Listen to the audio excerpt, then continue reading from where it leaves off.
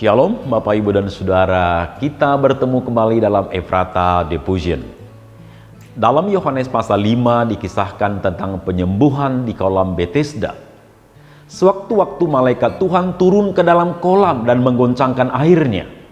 Barang siapa yang terdahulu masuk ke dalam kolam setelah goncangan air, menjadi sembuh apapun juga penyakitnya. Di serambi-serambi kolam itu berbaring sejumlah orang sakit.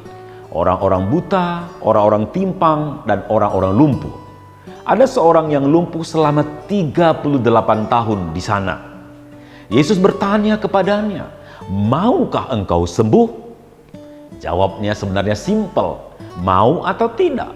Tapi orang ini berkata, "Tidak ada yang menurunkan aku ke dalam kolam apabila airnya bergoncang." Yang dia mau sampaikan, sewaktu aku mau turun, orang lain sudah duluan. Aku tidak pernah yang pertama. Aku selalu ketinggalan. Persaingan begitu ketat. Orang lain tidak memberi kesempatan kepadaku.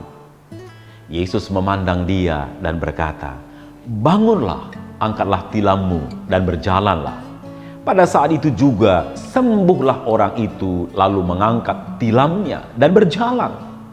Pesan kehidupan bagi kita, apabila kita ingin sembuh secara jasmani dan rohani, bangkit dan berjalanlah, bertindaklah sesuai dengan apa yang Tuhan katakan.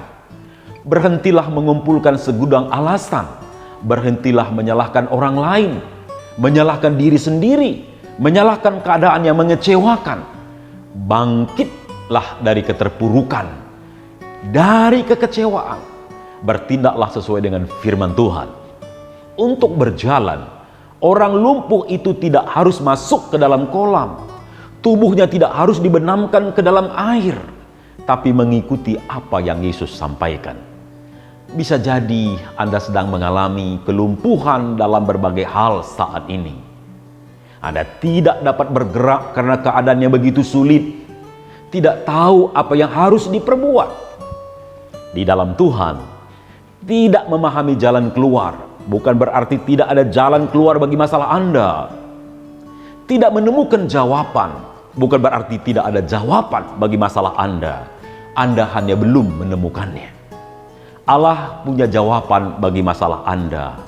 Allah punya solusi bagi hidup Anda. Allah tidak pernah kehabisan cara untuk menolong Anda. Dia punya berbagai cara, tidak hanya satu cara. Dan seringkali berbeda dengan cara yang Anda pikirkan.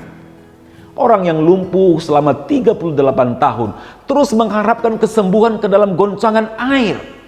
Tapi jalan keluar yang Tuhan perbuat bagi dia bukan di sana. Dia berjalan bukan karena dia yang pertama masuk ke dalam kolam, tapi karena Yesus yang datang menawarkan kesembuhan kepadanya. Inilah yang kita sebut dengan kemurahan Tuhan. Kemurahan Tuhan adalah sesuatu yang diberikan kepada seseorang yang tidak layak menerimanya.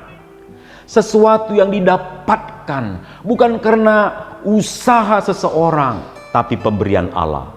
Kemurahan Allah juga tersedia bagi Anda. Berharaplah kepada kemurahan Allah untuk pemulihan hidup Anda. Tuhan Yesus memberkati. Mari kita berdoa. Bapa di sorga, Bapa yang maha baik, pada saat ini hamba berdoa, biarlah anakmu yang sedang mendengar Ephrata Devotion ini betul-betul dikuatkan. Keadaannya mungkin sama seperti orang yang lumpuh, tidak dapat berbuat apa-apa, tidak mengerti melakukan apa. Tetapi ajarlah anakmu ini belajar kepada kemurahan Allah. Karena Allah itu mengasihi kami, Allah itu suka menolong kami, suka berbuat baik kepada kami. Maka ada jalan keluar bagi setiap problema kehidupan kami. Ada jalan keluar bagi pergumulan penderitaan yang kami alami. Tuhan, ajar kami bertindak sesuai dengan firman-Mu, supaya kami mengalami kemurahan Allah dalam hidup ini. Terima kasih Tuhan, dalam nama Yesus kami berdoa. Amin.